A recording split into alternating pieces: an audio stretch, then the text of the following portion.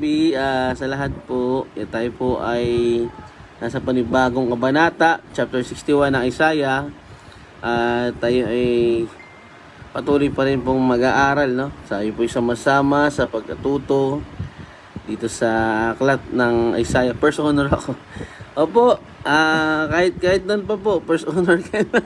Yeah, so anyway po, tayo po ay dadako na sa ating pag-aaral, pero bago ang lahat tayo po muna ay sama-samang manalangin. Samahan niyo po ako. Panginoon, na dakila sa lahat, salamat po sa panibagong araw na ito, sa oras na naman ng aming pag-aaral. Panginoon, salamat sa opportunity na kami ay matuto. Naway kayo po ang manguna sa akin, sa amin, Panginoon, sa gawain ito. Ikaw po ang maitaas, mapapurihan. Ganon din sa mga kapatid namin nasa online, Panginoon. Naway sila magkaroon ng oras at kaayusan ng signal, Panginoon, at kami sabay-sabay na matuto.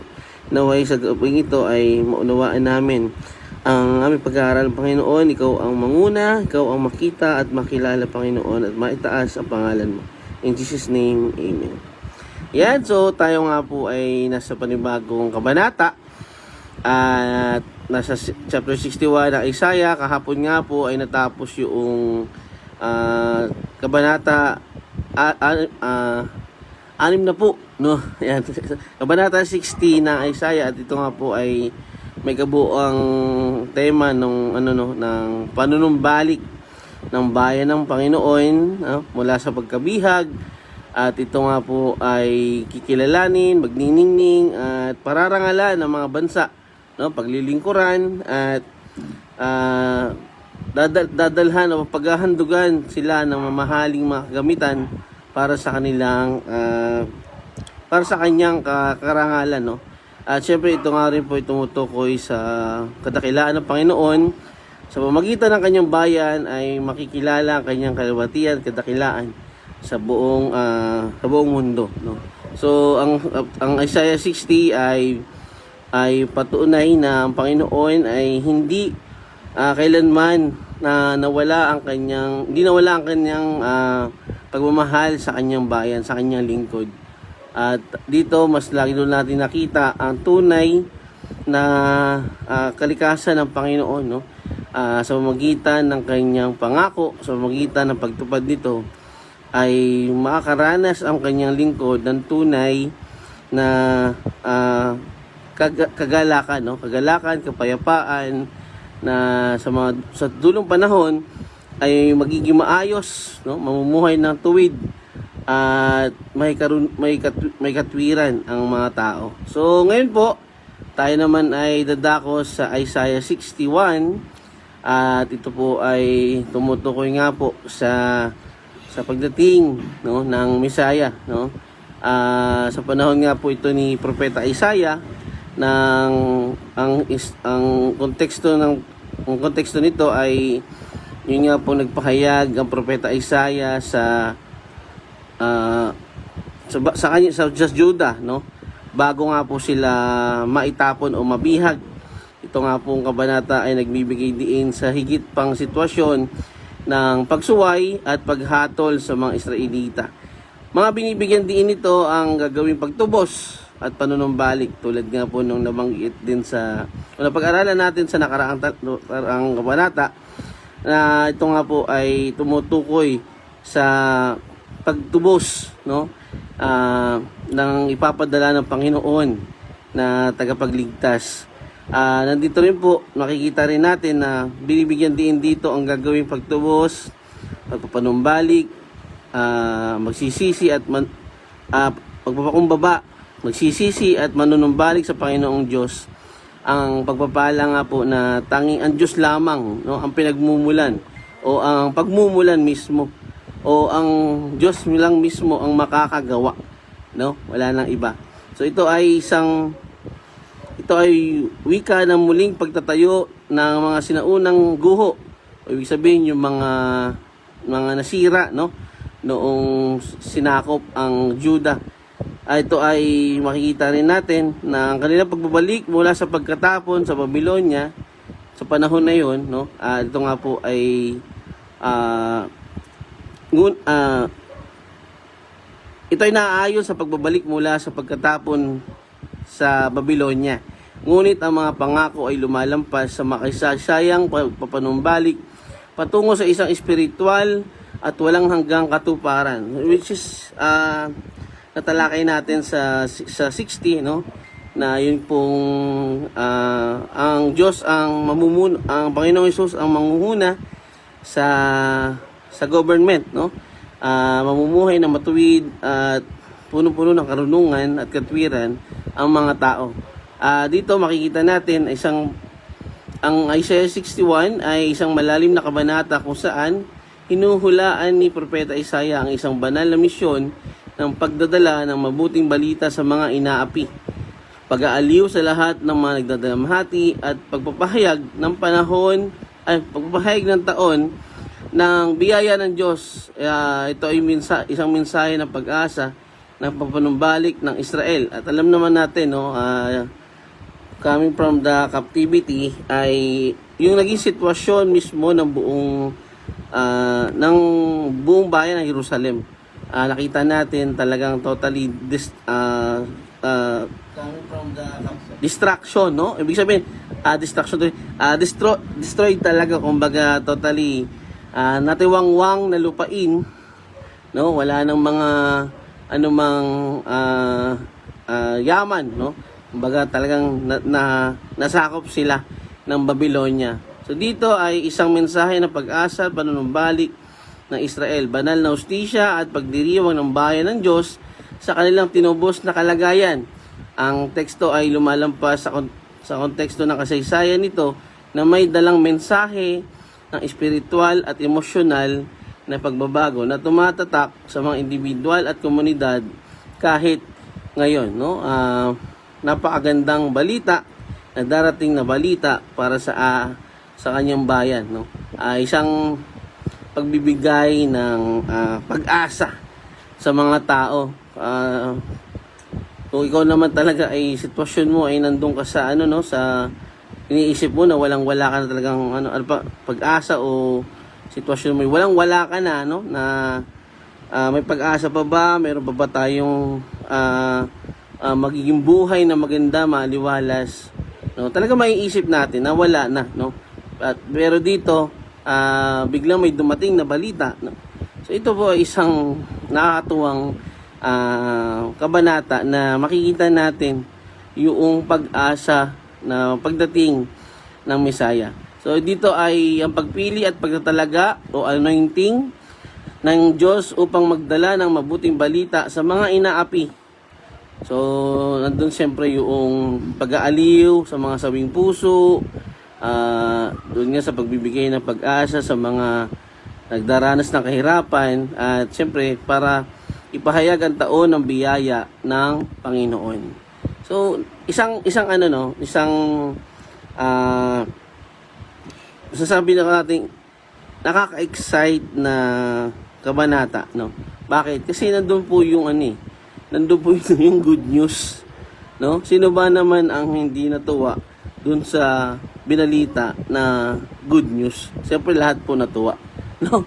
So good news nga eh. So hindi ko alam kung meron bang tao na hindi natuwa sa good news, no? So isang malalim na deklarasyon ng pabor, katarungan at panunumbalik sa Diyos. Pinag-uugnay nito ang konteksto ng pangkasaysayang pangako ng propetiko at katuparan ng Mesiyas na nag-aalok ng agarang pag-asa para sa Israel at ang pangmatagalang espiritual na paghihikayat para sa lahat ng mananampalataya. Nananawagan ito sa mga mambabasa na yakapin ang misyon ng Diyos na pagpapagaling, kalayaan at papuri na sumasalamin sa kanyang kaluwalhatian sa mundo. So ito, dahil nga po ito'y nangyari, ito nga po ay propesiya sa panahon ni Isaiah, ay dahil ito rin po itumutukoy sa unang pagdating ng Panginoong Hesus, no? Pero tulad nung sa nakarang kabanata, makikita natin ito rin po ay merong tumutukoy sa millennial kingdom, no? Kasi yung buhay o yung spiritual o physical na kagalakan, no, walang katapusan. Ibig sabihin, ito na nga po yun, no? Tumutukoy nga po dun sa sa bagong itatayo o ipamumunuan ng Panginoong Hesus. Yan. So ang pangkalahatang ideya at mga pangunahing tema ng kabanatang ito ay propesiya, no? Kung saan binabanggit ni Propeta Isaiah ang isang banal na misyon na ibalik, pagalingin at pagpalain ng bayan ng Diyos. Nagsisimula ang kabanata sa deklarasyon na nakikita natin sa unang talata, no? So, ang sinabi dito, ang Espiritu ng Panginoong Diyos ay sumasa akin, sapagkat pinahiran ako ng Panginoon upang magdala ng mabuting balita sa mga dukha. Isinugo niya ako upang pagalingin ang mga pusong sawi, upang ipahayag ang kalayaan sa mga bihag at ang kalayaan sa mga bilanggo. So, kita natin, actually kung sa unang pagbasa ay tumutukoy po ito siyempre sa Panginoong Hesus, no? Yung pagdadala ng mga buting balita ay siyempre alam naman natin na dito tinutukoy ang Panginoong Jesucristo, no? Pero sa panahon natin, no, sino ba yung nagdadala ng mabuting balita, no? So siyempre ang mga pinili ng Diyos, ang mga may magano sa dito, no? Ang mga siyempre ang mga mananampalataya, ang mga totoong sumunod at lingkod ng Panginoon. Siyempre ito po ay pinalaganap siyempre ng Panginoong Hesus at tinuro sa 12 apostle at ito po ay kumalat, no? So ito ay isang mabuting balita na dapat nating ibalita rin sa iba. So tulad ng sinasabi dito sa kabanatang ito. Magandang gabi, Sister Irene. Salamat, nandiyan ka na. Yan. Tulad ng kabanatang ito, no, makikita natin na ang layunin ay maghatid ng aliw, kagalakan sa pamamagitan ng magandang balita. Ito ay nagtatakda ng tono para sa isang mensahe ng pag-asa, katarungan at espiritual na pagbabago na sentro ng talakayan sa kabanatang ito, no? So makikita natin yung total changes, no, sa dulong panahon, no, which is yung sa nangyari sa bayan ng Panginoon is coming from darkness, no? Nakita natin kung anong gagawin ng Panginoon sa kanyang bayang Jerusalem, no, sa Zion.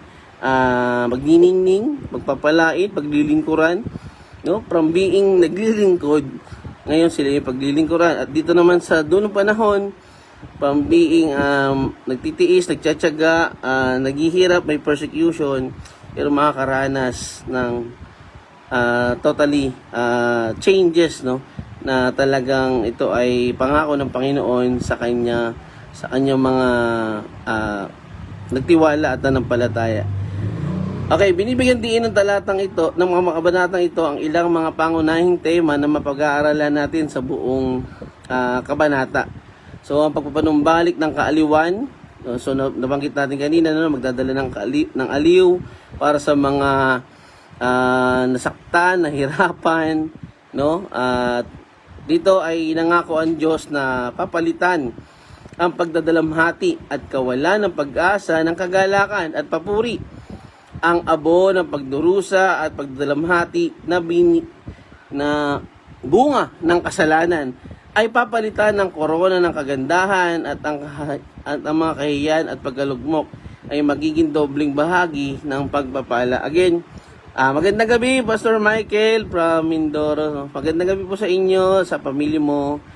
Yan, so salamat po at nakasama namin kayo dito sa ating pag-aaral. So, ang Mesaya ay darating at dito nga po, no, magdadala siya ng pag-asa sa bayan ng Diyos. At ito nga po ang mangyayari, no, yung mula sa pagdurusa na mararanasan ay korona at kagandahan ng sitwasyon, no, from kahihiyan napunta sa kaningningan, no, paglilingkuran mula dun sa naglilingkod. Ngayon naman ay siya yung paglilingkuran. Okay, so nakita rin natin na dobling bahagi at walang hanggang kagalakan. Ang panganay na anak na lalaki sa Israel ay nakatanggap ng dobling bahagi sa Deuteronomy 21:17. Inilapat ng Diyos ang imang iyon sa kanyang naibalik na bayan, kung saan may kahihiyan, umaapaw ang karangalan. Sa Roma 8:18, ang walang hanggang kagalakan ay pumapalit sa panandaliang kalungkutan. Grabe, no? Yung mararanasang kalungkutan, which is panandalian lang, no? Ibig sabihin is hindi naman mahabang panahon, pero nakita natin ang naging kapalit is walang hanggang kagalakan. Mas mahaba po yun kasi walang hanggan na yun, no? Ibig sabihin ito ay tumutukoy sa buhay na walang hanggan, no?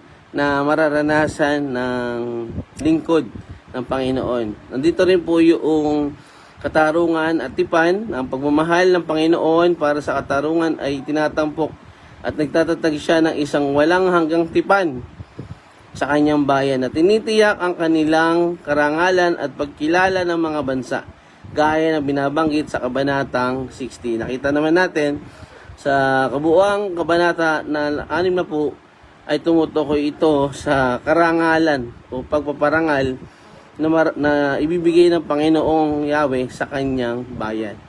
At nandun din po yung muling pagtatayo at kasaganahan, no, mula doon sa pagkawasak, mula doon sa pagkatiwangwang ng lupain, ang lungsod ay muling itatayo, no? Restoration. At ang mga dayuhan ay maglilingkod sa Israel na sumisimbolo sa pisikal na pagpapanumbalik at espiritual na pag-unlad. Ganon din ang espiritual na mission, no? Ang pinili at itinalagang lingkod o anointed na puspos ng Espiritu ng Diyos ay inatasang ipahayag ang kalayaan. Pahayag ang kalayaan na ibahagi ang mabuting balita, pagpapagaling at pagpapagaling sa mga may sakit, no? Na siyang paunang nagsisilbing palatandaan ng mesyanikong gawain at pagmimisyon, o sa English ay Messianic Missionary Works ng Panginoong Hesus. At ganoon din po yung katuparan ng propesiya na tumutukoy nga po sa Panginoong Hesus. Sa Bagong Tipan, binasa ni Hesus ang Isaiah 61. Sa Bagong Tipan, sa Isaiah 61, 1-2, sa sinagoga sa Nazaret, sa Lucas 4:18-19 at ipinahayag, ngayon ay natupad ang kasulatang ito sa inyong pandinig na hudyat ng pagsisimula ng kanyang ministeryo ng biyaya at awa habang iniiwan ang hinaharap na araw ng paghuhukom para sa ibang pagkakataon. Yan.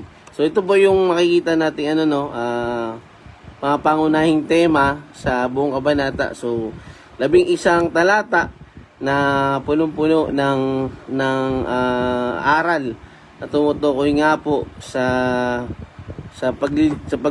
paghatid ng magandang balita mula sa Panginoon. At ganoon din, no, ang pagpapakita ng katwiran, tulad nga po nung nasabi natin na paghaharian ng Panginoong Hesus, ang kanyang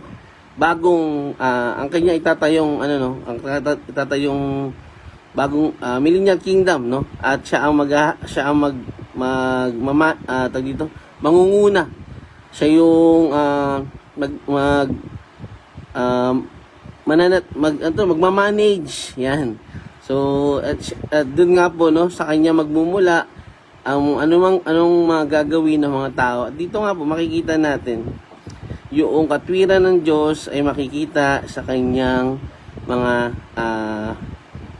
kasama sa mga lingkod.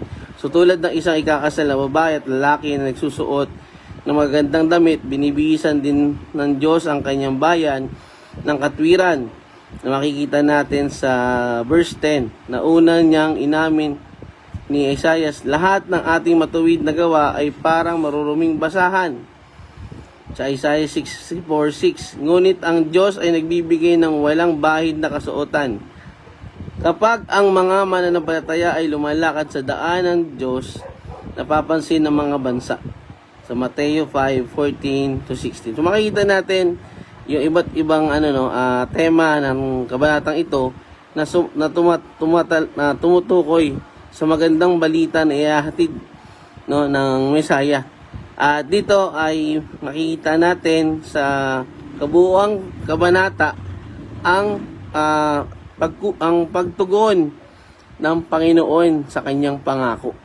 Yan. So dito ang Isaiah 61 ay patuloy na naghahayag ng mas malawak na mensahe tulad ng pag-asa para sa mga inaapi at pusong sawi.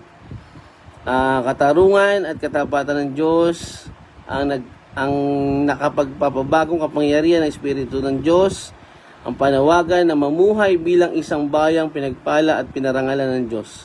Makikita rin natin dito na inilarawan ang bayan ng Diyos bilang mga puno ng ensina ng katwiran na nagpapakita ng kanyang karilagan at nagiging mga daluyan ng kanyang kalwalhatian na naghahayag ng papuri na sumisibol sa harap ng lahat ng mga bansa tulad ng isang maunlad na hardin. So, nabanggit, no, sa nakaraang kabanata yung pagtatanim, no?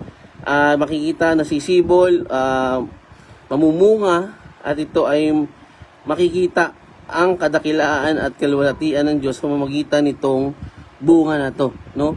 At ito nga po ay pinapakita sa atin sa bahaging ito na tayo bilang mga mananampalataya at nag-aaral ngayon sa panahon natin, ang pangako ng Diyos ay kahit kailan ay matutupad, no?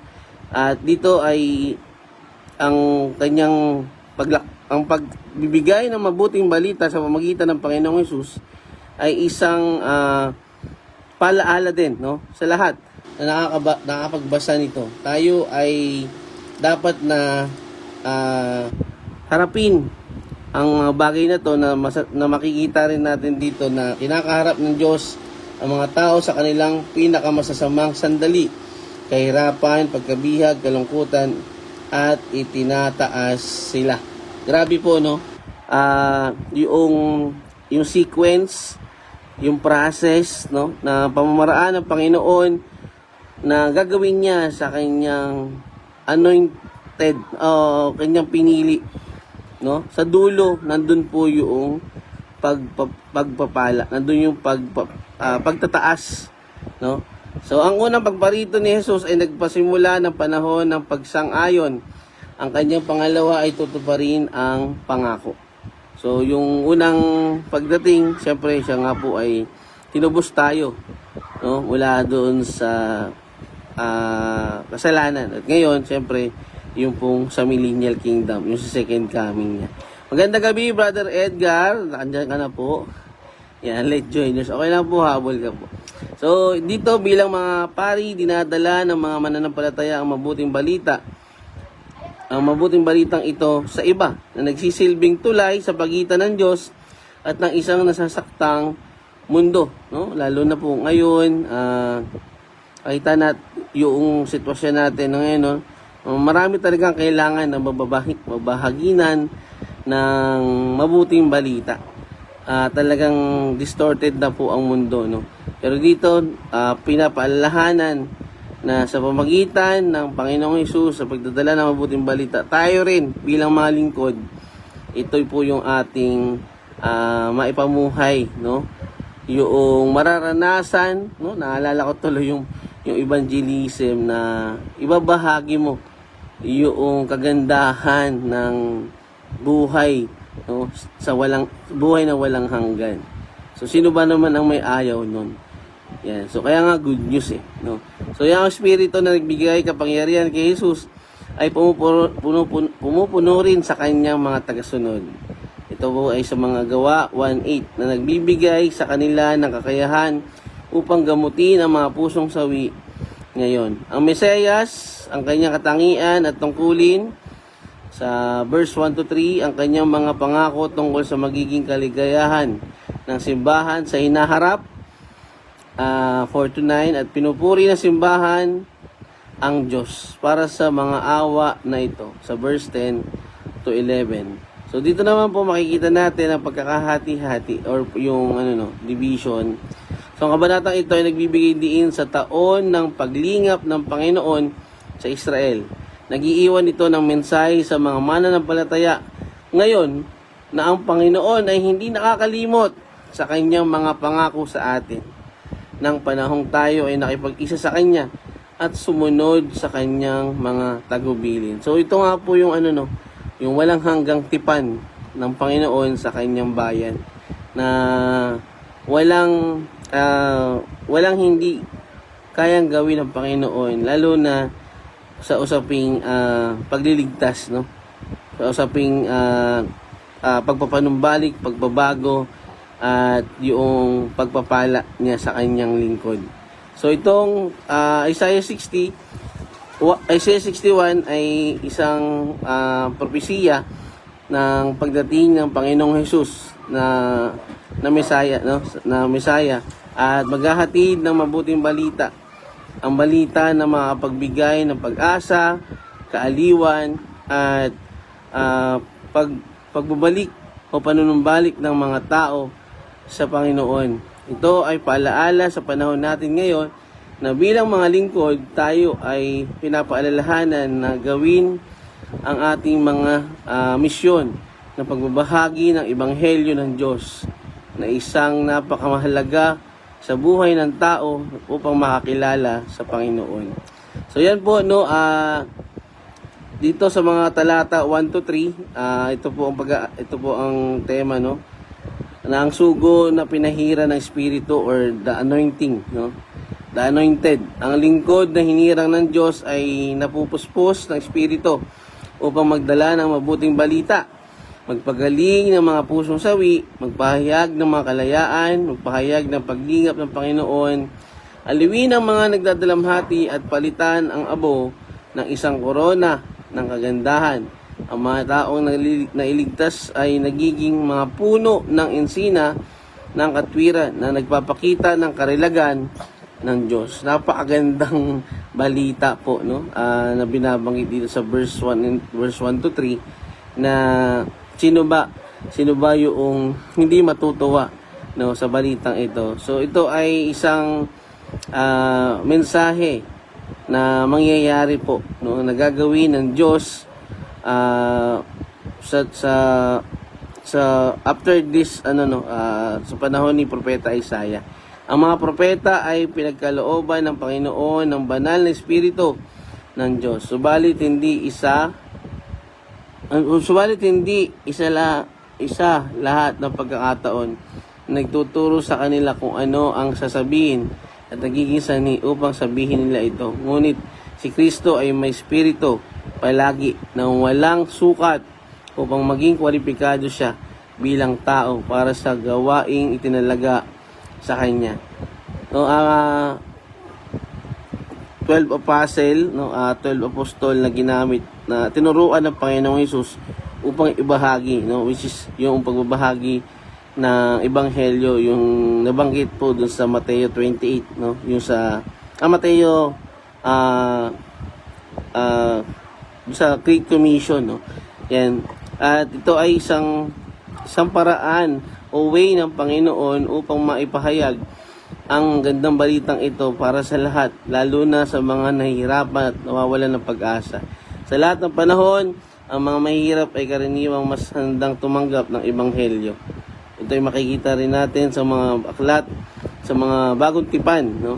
Sa panahon natin ngayon, ang mga sino mang tapat na tumanggap ng ebanghelyo at nanampalataya sa Diyos sa pamamagitan ng Panginoong Hesus ay titirahan ng banal na Espiritu. Ito po yung binabanggit, no, sa Efeso 2 8 to 9, no, dahil sa kagandahan loob ng Diyos sa kanyang gagawin, no, sa kanyang pagkamatay, ay tayo ay magkakaroon ng gabay, no, ng Holy Spirit, no, bago siya umakyat sa langit. So ito ay isang pangako ng Panginoon na meron tayong makakasama. Meron makakasama ang kanyang mga lingkod na totoong tumanggap sa kanya, totoong nanampalataya, na ito ang magiging gabay sa pang-araw-araw na pamumuhay, magtuturo ng dapat na ipamuhay. Sa Mateo 5, binisa-isa ng apostol ang mga pakinabang ng mga taong may mababang loob at lubos na nananampalataya sa Panginoon. mga mga mapagkumbaba at totoong nananampalataya sa Diyos. Dahil magkakamit sila ng mga pakinabang na tanging inihanda para sa kanila, nasusuko at magpapakumbaba sa Panginoon. At ito nga po ay ito yung pinaka first step, no, na dapat gawin ng isang tao, no. Siyempre yung pagsuko, yung pagsisisi at pagdunumbalik sa Panginoon. Ang kasalanan ay nagdala rin sa atin ng pagkatali o pagkaalipin sa ilalim ng kapangyarihan ni Satanas. Ngunit ang anak ay handa sa pamamagitan ng kanyang espiritu na palayain tayo. At kung gayon tayo ay magiging tunay na malaya, ang kasalanan at sa Satanas ay pupuksain. Ito ay matatalo at sa pamamagitan ng pagkamatay ni Jesus sa krus, nagtagumpay siya laban sa kanila. At kasamang nagtagumpay ang lahat ng mananampalataya at susunod sa Diyos. Ngunit ang mga anak ng tao na tumalikod sa mga alok na ito ay tuturing ng mga kaaway ng Diyos. So si Kristo ay magiging isang mga aliw ng mga aliw, no? Siya ay sunugo upang aliwin ang lahat na nagdadalamhati, nahihirapan o at mga patuloy na humahanap sa kanya. Marami po nito, no? Maraming seeking for the Lord. Yan, so ito ay hindi sa mundo para sa kaliwan. Gagawin niya ang lahat ng ito para sa kanyang bayan upang sila ay managana sa mga bunga ng katwiran bilang mga sanga na itinanim ng Diyos. Napakagandang pangako ng Panginoon na gagawin niya sa kanyang lingkod, na ito ay magkakaroon ng parehas na katangian ng Diyos, makatwiran. So ang awa ng Diyos ay pagbabayad sala ni Kristo, at ang ebanghelyo ng biyaya ay magiging pakinabang sa lahat ng tapat na sumuko o nagpakumbaba at nanampalataya sa Diyos. Malinaw po, no, na dito sa bahaging ito ang mga totoong tumanggap, totoong nanampalataya ay mayroon pong assurance, no. Assurance na ito po, no, yung makakapamuhay na kasama ang Diyos, na namumuhay ng matuwid at makatwiran. So ang lahat ng pinili ng Diyos ay sigurado magkakaroon ng tunay na pananampalataya at pagsunod sa Diyos. Paano nga ba natin malalaman kung ito ba ay may tunay na pananampalataya? Ito ay sa pamagitan po ng makikita natin sa pamumuhay at sa bunga. So hindi hayaan ng Espiritu na siya ay mapahamak at makaranas ng mga kahihiyan sa buhay. Romans 8:35 at 38 to 39. Juan 10:27-29. Matapos na ang sinuman ay mananampalataya sa Panginoon Diyos, patuloy silang aakayin ng banal na Espiritu sa kanilang paglago at sa pagkilala sa kanilang sariling karakter, maging ang kanilang pangangailangan. Ipapaunawa ng Espiritu sa kanila ang lahat ng mga kamalian at pangit na bahagi ng kanilang pagkatao. At unti-unti pong dadalhin sa pagbabago tungo sa orihinal na disenyo o imahe na ginawa ng Diyos sa atin, sa kanyang nilikha, no? Grabe po yung gagawin ng Panginoon. Ito yung hindi nating maitatanggi, no? Na once na ito'y kusa pong nangyayari, no? Ito yung result, ito yung bunga, ito yung evidence ng Holy Spirit sa buhay ng isang totoong tumanggap, totoong nanampalataya at nagtitiwala sa Diyos. So, yun nga po, no? Sa talata 4-7 naman, ito naman po itumutukoy sa pagpapanumbalik at karangalan. Ang mga wasak nga po na lungsod ay aayusin, itatayo muli. At dito makikita natin ang mga tao ay naging mga pari at ministro ng Diyos. Ang kahihiyan ay napalitan ng dobling bahagi ng pagpapala at walang hanggang kagalakan. Sa talata 8 and 9 naman, ang walang hanggang tipan. Walang hanggang tipan ng ang Panginoon. Dahil iniibig ng Panginoon ang katarungan, siya ay gumagawa ng isang walang hanggang tipan ang kanyang bayan ay makikilala at pararangalan ng bansa bilang mga pinagpala ng Panginoon. So ito pong mga pangakong ito ay ibinigay sa mga Hudyong bumalik, no? Bumalik mula sa pagkabihag. Ito yung mga nakaunawa, naka-realize, no? Binabanggit po dun sa Isaiah 59, 9-10, no? Na-realize nila na sila ay malayo sa Diyos dahil sa kanilang kasalanan. At ito ay paalaala rin sa ating mga nasa panahon ngayon na tayo ay maunawaan natin na tayo ay dapat na magpatuloy at manatili sa Panginoon. At ang kalagayan ng Israel sa panahon sila ay malayo sa Panginoon ay parang isang lungsod na nawasak at walang mga pader, walang tulad ng isang bahay na nasira, no? Walang proteksyon, walang tagapagligtas, walang ibang maaasahan. So ganun po yung naging pakiramdam nila, kaya dumating sila sa time ng pagkaunawa sa kanilang mga ginawa at sila'y nanumbalik sa Panginoon.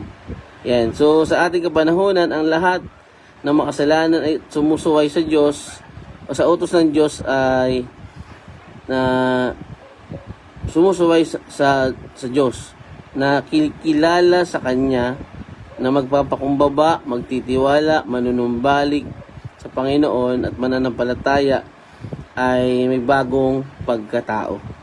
Yan. So ito po yung nababanggit natin, napag-aaralan natin sa 2 Corinthians chapter 5, 14-17. At bagong buhay, syempre, no, sa Galatia 2:20 at Roma 6 verse 4. Sa pamamagitan ng kapangyarihan ng Ebanghelyo at biyaya ni Kristo, ang iglesia ay naitatag. Ito ay angkop na magiging tahanan ng Diyos sa pamamagitan ng Espiritu. Sa pamamagitan ng biyaya ng Diyos at ay nararating natin ang mga banal na katiwasayan at kapayapaan tungkol sa mga gawain ng mundong ito. Kaya kapag kahit na ang ating mga kamay ay abala sa mga ito, ay ang ating mga puso ay hindi nababalot ng mga ito. Yan. So, kundi iniingatan ng buong puso, no, para sa Diyos. At sa kanyang paglilingkod ay ang mga pinalaya niya ay bibigyan na ng kaloob at ito'y gagawin upang siya ay mapapurihan. Ang paglilingkod ng bawat pinili ay tinalaga ng Panginoon. Ito ay matutugunan ng pinili ng mga binigyan ng kaloob at bibigyan ng karangalan ang Diyos. Ayon sa 1 Pedro 2:5, 9-10, ang paglilingkod ng bawat pinili at tinalaga ng Panginoon ay perpektong pagkalayaan at pinakadakilang karangalan. Ang lahat ng mananampalataya ay ginawang pari at dapat palaging kumilos bilang pari at mga katangitanging pinili ng Diyos. Sa kapuspusan ng mga kagalakan ng langit ay tatanggap tayo ng higit pa sa doble para sa lahat ng ating mga paglilingkod at pagdurusa. So ninanais po ng Diyos ang katotohanan at sa makatuwid ay kinapuputan ang lahat ng kawalan ng katarungan. So ito po yung talakay naman sa 58, no, na hindi nga po nakikita sa pamumuhay nila yung pagsunod sa kalooban ng Diyos. Although nag-aayuno pero taliwas sa kanilang pamumuhay. So hindi rin ito bibigyan ng katwiran ng pagnanakaw na sino mang tao na sabihin na ito ay para sa mga handog na susunugin. At ang pagnanakaw na iyon ay lubhang kasuklam-suklam. Sa ilalim ng pagkukunwaring ito, hayaan ang mga anak ng maka-Diyos na mga magulang na maging ganito upang makita ng lahat ang mga bunga ng isang mahusay na edukasyon. Isang sagot sa mga panalangin para sa kanila na sa bunga ng pagpapala ng Diyos. Sa talata 10-11 ay tumutukoy naman po sa kasuotan ng kaligtasan at siyempre yung sa pagpupuri. So ang propeta ay sumabog sa masayang papuri. Binibihisa ng Diyos ang kanyang bayan ng kaligtasan at katwiran na nagiging sanhi ng pagsibol ng papuri sa harap ng lahat ng mga bansa, tulad ng isang hardin na nag-uusbong ng mga sariwang usbong or bunga, no? At yun nga po, yung pagsusuot natin ng mga kasuotan ng kaligtasan, yung baluti, yung dito sa ulo, no, sa paa, sa salvation, o sa mga katotohanan. Isang paraan upang ito ay makapagbigay lalo ng kapurihan at kinakailangan ng Diyos. Ang tunay na mga sumuko, nagpakumbaba at nanampalataya sa panahong ang Diyos ay ang mga tunay na sumuko, nagpakumbaba at nanampalataya sa Panginoon Diyos sa pamamagitan ng Panginoong Hesus lamang ang mabibihisan ng mga damit ng kaligtasan. Ang mga nababalutan ng balabal ng katwiran ni Kristo ngayon at sa pamamagitan ng pagpapanal ng Espiritu ay mababago ang larawan. Mababago ang larawan ng Diyos sa kanila. Ang mga pagpapalang ito ay sisibol sa mga darating na panahon gaya ng mga bunga ng lupa. Ang mga ito ay lalaganap hanggang sa malayo. Ang dakilang kaligtasan ay ilalathala at ipapahayag. So hanggang sa mga dulo, hanggang sa dulo ng mundo, tayo ay magiging, tayo ay mananalangin ng taimtim. So hayaan ng Panginoon na patuloy na pasiglahin ang katwirang iyon sa atin na siyang bumubuo sa kahusayan at kalulatian ng pagpapahayag ng mga mananampalataya. So ito ang mga paghahati-hati po ng ating pag-aaralan sa buong kabanata 61, no? Yung sugo sa pamamagitan ng Panginoong Hesus, being anointed, pagpapanumbalik at karangalan mula doon sa pagkawasak, ay itatayong muli ang lupain ng kanyang bayan. Ang walang hanggang tipan ng Diyos, ang pangako na gabay at proteksyon at pagpapala sa kanyang bayan. At dito sa 10 to 11, ang kasuotan ng kaligtasan para ng mga mananampalataya sa Panginoon, at syempre ang pagpupuri sa Diyos. So yan po muna mga kapatid. Ito ay ito ay kabanata na nagpapakita ng pagtugon ng Panginoon sa kanyang pangako sa kanyang bayan at sa mga lingkod nito, sa mga lingkod na patuloy na naghihintay sa kanyang pagbabalik, no? Ang mabuting balita na dapat nating ibahagi sa iba, na narinig na natin, na naranasan na natin ang kabutihan ng Diyos. Tanging tayo po ay iparanas din natin, ibahagi rin natin ang ebanghelyo sa iba. So diyan po muna natin tinatapos, no, introduction ng Isaiah 61. Bukas po magsisimula po tayo sa verse 1 o verse 1 and 2, no. So yan po, sa mga may tanong po, pwede po kayong mag-message kay Pastor Dom o sa akin, no. Message po kayo sa akin kung mayroon po mga katanungan about dito sa Isaiah 61. At talagang pag-introduction po talaga ay ito talaga yung yung kailangan nating abangan, kasi dito po natin makikita yung view, no, yung kabuuhang pag-aaralan natin sa kabuong kabanata. So biyaya po ng Panginoon, no, patuloy na karunungan ang binibigay niya sa atin. So yun po, no, tayo po ay dumako na sa ating pangwakas na panalangin. Samahan niyo po ako. Panginoon, thank you po sa gabing ito, sa introduction, sa pangunguna mo, Panginoon, sa buhay namin, sa opportunity na maunawaan ito, makilala, at ang mabuting balita ay narasa namin, narinig namin, Panginoon, ay ito ay samahan mo kami na maibahagi rin sa iba upang marami ang makapanumbalik sa iyo. Lord, samahan niyo po kami sa gabing ito sa aming pagpapahinga, sa aming pag-uwi, Panginoon, na ikaw po ang patuloy namin maitaas at papapurihan sa mga kapatid namin nasa online. Samahan niyo po kami na sabay-sabay kami matuto at maunawaan itong bagay, itong mga pinag-aaralan namin, at ikaw ang maitaas. Lord, sa iyo lamang po ang lahat na papurit parangal. In Jesus' name, Amen. Yan, maraming salamat po, Sister Irene, Pastor Nanding, Brother Edgar, Pastor Michael, at syempre kasama ko dito sa Pastor Dom. Kita-kita po tayo muli bukas sa ating panimulang talata ng Isaiah 61. So, yun po. Maraming salamat. God bless po sa lahat. To God be the glory.